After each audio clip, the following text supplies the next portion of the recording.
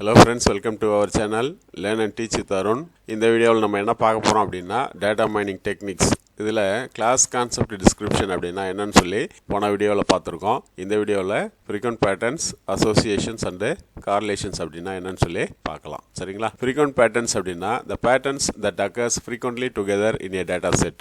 ஒரு data settle ஃப்ரீக்வெண்ட்டாக வரக்கூடிய பேட்டர்ன்ஸ் தான் வந்து நம்ம ஃப்ரீக்வெண்ட் பேட்டர்ன்ஸ் அப்படின்னு சொல்லி சொல்லுவோம். இந்த டைப்ஸ் அப்படின்னு சொல்லி பார்த்தீங்கன்னா frequent item sets, frequent sequential pattern, frequent substructure அப்படின்னு சொல்லி பேரு. frequent item sets அப்படின்னா a set of items that appears frequently together in a transactional data set. ஒரு transaction data set இருக்கு அப்படின்னா அதில் என்னென்ன set of items வந்து frequentஆக occur ஆகுதோ அதெல்லாம் வந்து frequent item set அப்படின்னு சொல்லி சொல்லுவோம். ஃபார் எக்ஸாம்பிள் வந்து மொபைல் வாங்குறவங்க மொபைல் கவரும் சேர்ந்து வாங்குவாங்க. மொபைல் அண்ட் மொபைல் கவர் வந்து frequent item setன்னு சொல்லலாம். அதே போல் பிரிண்டர் அண்ட் A4 ஷீட் வந்து frequent item set அப்படின்னு சொல்லி சொல்லலாம். Milk and bread, milk and sugar இதெல்லாம் வந்து ஃப்ரீக்வெண்ட் ஐட்டம் செட் அப்படின்னு சொல்லி சொல்லலாம். இந்த செட் ஆஃப் ஐட்டம்ஸ்லாம் வந்து சேர்ந்தாப்புல அடிக்கடி அப்பியர் ஆகும். ஸோ அதுதான் ஃப்ரீக்வெண்ட் ஐட்டம் செட் அப்படின்னு சொல்லி சொல்லுவோம். ஃப்ரீக்வெண்ட் சீக்வென்ஷியல் பேட்டர்ன் அப்படின்னா ஃப்ரீக்வெண்ட்லி அக்கரிங் சப்சீக்வன்சஸ் அப்படின்னு சொல்லி சொல்லுவோம். Computer followed by printer. ஒரு கஸ்டமர் வந்து கம்ப்யூட்டர் வாங்குறாரு அப்படின்னா அதுக்கப்புறமா வந்து பிரிண்டர் வாங்குவார் அப்படின்னு சொல்லலாம். அதே போல் லேப்டாப் வாங்குறாரு அப்படின்னா அதுக்கப்புறமா பென்ட்ரைவ் வாங்குவார் அப்படின்னு சொல்லி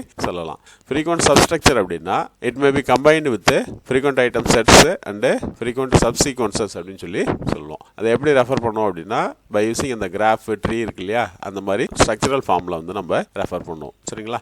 அடுத்தது associations or association rule mining அப்படின்னு சொல்லி சொல்லுவோம். Finding the associations and relationship among the data items of a data set. ஒரு டேட்டா செட் இருக்கு அப்படின்னா அதில் இருக்க டேட்டா ஐட்டம்ஸுக்கு என்னென்ன மாதிரியான ரிலேஷன்ஷிப் அல்லது அசோசியேஷன்ஸ் இருக்கு அப்படின்னு சொல்லி சொல்றதான் வந்து அசோசியேஷன் ரூல் மைனிங் அப்படின்னு சொல்லி சொல்லுவோம். And association rule says that how frequently an item set occurs in A transaction. For example வந்து ஆல் எலக்ட்ரானிக்ஸ் அப்படின்னு சொல்லி ஒரு டேட்டா செட் இருக்குன்னு வச்சுப்போம். அதில் ஒரு கஸ்டமர் வந்து கம்ப்யூட்டர் பர்ச்சேஸ் பண்றாரு அப்படின்னா அவர் வந்து சாஃப்ட்வேரையும் பர்ச்சேஸ் பண்ணுவார் அப்படின்னு சொல்லி சொல்லுவோம். ஸோ அதை வந்து இந்த ரூலை வந்து இந்த மாதிரி நம்ம எழுதியிருப்போம். இது வந்து பார்த்தீங்கன்னா ஒரு அசோசியேஷன் ரூல் அப்படின்னு சொல்லி சொல்லுவோம். Customer X wise A computer also wise software அப்படின்னு அர்த்தம். சரிங்களா? அதுக்கு உண்டான சப்போர்ட் அப்படின்னா 1%, கான்ஃபிடன்ஸ் அப்படின்னா 50% அப்படின்னு சொல்லி சொல்லியிருப்போம். ஸோ சப்போர்ட் அப்படிங்கிறது it is the frequency of an item set that appears on a data set. Support அப்படிங்கிறது ஒரு டேட்டா செட்டில் அந்த ஐட்டம் செட் வந்து எத்தனை டைம்ஸ் வந்திருக்கு அப்படிங்கிறது.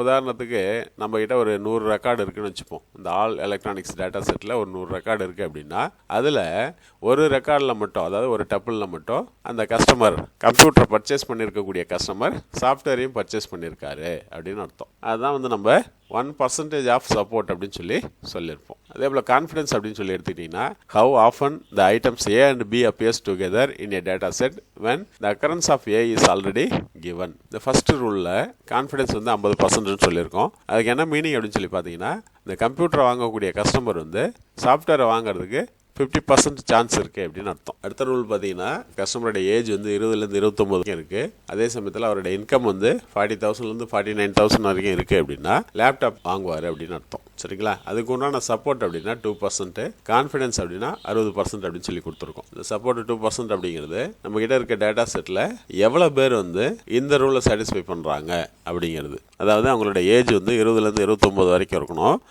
அப்புறம் அவங்களோட இன்கம் வந்து 40,000லேருந்து 49,000 வரைக்கும் இருக்குது. அதே சமயத்தில் அவங்க வந்து லேப்டாப்பை வாங்கியிருக்காங்க அப்படின்னு அர்த்தம். நம்ம டேட்டா செட்டில் 100 டப்பிள்ஸ் இருக்குது அப்படின்னா அந்த 100 டப்பிளில் 2 டப்பிள்ஸில் மட்டும் ஏஜ் 20லேருந்து 29 வரைக்கும் உள்ள கஸ்டமர் அவங்களோட இன்கம் வந்து 40லேருந்து 49,000 வரைக்கும் இருக்குது. அவங்க லேப்டாப்பை பர்ச்சேஸ் பண்ணியிருக்காங்க அப்படின்னு அர்த்தம். இந்த கான்ஃபிடன்ஸ் 60% அப்படிங்கிறது ஏஜ் வந்து 20லேருந்து 29 வரைக்கும் இருந்து அவங்களோட இன்கம் வந்து 40லேருந்து 49,000 வரைக்கும் இருந்தது அப்படின்னா அவங்க வந்து லேப்டாப் வாங்குறதுக்கான சான்ஸ் வந்து 60% அப்படின்னு சொல்லி சொல்லலாம். இந்த 2 எக்ஸாம்பிளில் ஃபர்ஸ்ட் இருக்கிற அசோசியேஷன் ரூல் வந்து 1 டைமென்ஷனல் அசோசியேஷன் ரூல் அப்படின்னு சொல்லி சொல்லுவோம். ரெண்டாவது ரூல் பார்த்தீங்கன்னா மல்டி டைமென்ஷனல் அசோசியேஷன் ரூல் அப்படின்னு சொல்லி சொல்லுவோம். ஏன் அப்படின்னா இந்த ரூலில் வந்து 2 அட்ரிபியூட் இருக்குது, அதாவது 2 டைமென்ஷன் இருக்குது. ஒன்று வந்து இன்கம், இன்னொன்று ஏஜ். அதே போல் ஒரு அசோசியேஷன் ரூலில் 2 ஆர் மோர் டைமென்ஷன்ஸ் வந்து இருந்தது அப்படின்னா அது வந்து மல்டி டைமென்ஷனல் அசோசியேஷன் ரூல் அப்படின்னு சொல்லி சொல்லுவோம். சரிங்களா? அப்புறம் இந்த சப்போர்ட் கான்ஃபிடன்ஸை பொறுத்த வரைக்கும் மினிமம் த்ரெஷ்ஹோல்டு அப்படின்னு சொல்லி வச்சுருப்போம். ஸோ இந்த எக்ஸாம்பிளை பொறுத்த வரைக்கும் செகண்ட் ரூலுக்கு சப்போர்ட் வந்து 2%, கான்ஃபிடன்ஸ் 60% அப்படின்னு சொல்லியிருக்கோம். இந்த 60% அப்படிங்கிறது கான்ஃபிடன்ஸுக்கு உண்டான த்ரெஷ்ஹோல்டு, அதே போல் சப்போர்ட்டுக்கு உண்டான த்ரெஷ்ஹோல்டு வந்து 2% அப்படின்னு சொல்லி சொல்லுவோம். எந்தெந்த ரூல்லாம் வந்து சப்போர்ட் வந்து 2% கீழே இருக்கோ அந்த ரூல்லாம் நம்ம ஒமிட் பண்ணிவிடுவோம். அதே போல் கான்ஃபிடன்ஸை பொறுத்த வரைக்கும் எந்தெந்த அசோசியேஷன் ரூலுடைய கான்ஃபிடன்ஸ்லாம் பிலோ 60 இருக்கோ அந்த அசோசியேஷன் ரூல்ஸ் எல்லாம் வந்து நம்ம ஒமிட் பண்ணிவிடுவோம், டிஸ்கார்ட் பண்ணிவிடுவோம். அதான் நம்ம இங்கே சொல்லியிருக்கோம். The association rules are discarded if they do not satisfy a minimum support threshold and a minimum confidence threshold.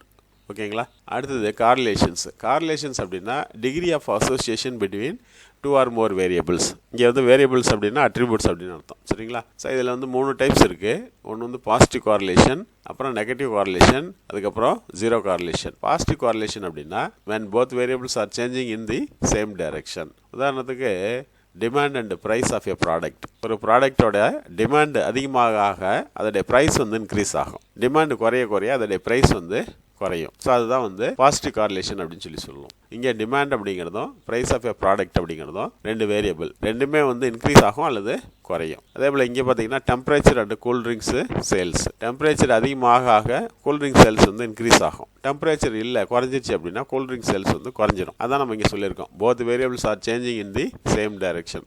ஒன்று இன்க்ரீஸ் ஆகும் அல்லது டிக்ரீஸ் ஆகும் இன் பேரலல். நெகட்டிவ் கார்லேஷன் அப்படின்னா when variables changing in opposite direction. ஒரு variable வந்து increase ஆகுதுன்னா இன்னொரு variable வந்து டிக்ரீஸ் ஆகும். ஃபார் எக்ஸாம்பிள் வந்து supply and price of a product.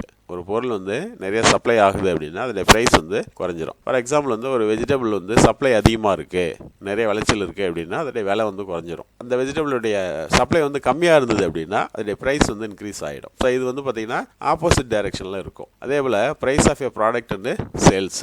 அதிகமாக விலை உள்ள பொருள்லாம் வந்து கொஞ்சம் கம்மியாக சேல்ஸ் ஆகும், கம்மியாக விலை உள்ள பொருள்லாம் கொஞ்சம் அதிகமாக சேல்ஸ் ஆகும். ஸோ இது வந்து பார்த்திங்கன்னா நெகட்டிவ் கார்லேஷன் அப்படின்னு சொல்லி சொல்லுவோம். அடுத்து ஜீரோ கார்லேஷன் அப்படின்னா when there is no relationship between variables. உதாரணத்துக்கு salary and birth place of an employee. ஒரு எம்ப்ளாயோட நேட்டிவ் பிளேஸுக்கு அவர் வாங்குற சேலரிக்கும் there is no correlation. அதே போல் body temperature and book reading hours வந்து இன்க்ரீஸ் ஆனாலும் டிக்ரீஸ் ஆனாலும் அதை பொறுத்து பாடி டெம்பரேச்சர் வந்து இன்க்ரீஸோ அல்லது டிக்ரீஸோ ஆக போகிறதில்ல. ஸோ இது வந்து பார்த்திங்கன்னா ஜீரோ கார்லேஷன் அப்படின்னு சொல்லி சொல்லுவோம். அடுத்தது கிளாசிஃபிகேஷன். டேட்டா மைனிங்கில் இருக்கக்கூடிய அடுத்த டெக்னிக் அப்படின்னு சொல்லி பார்த்தீங்கன்னா கிளாசிஃபிகேஷன். இது அடுத்த வீடியோவில் பார்க்கலாம். சரிங்களா? தேங்க்ஸ் ஃபார் வாட்சிங்.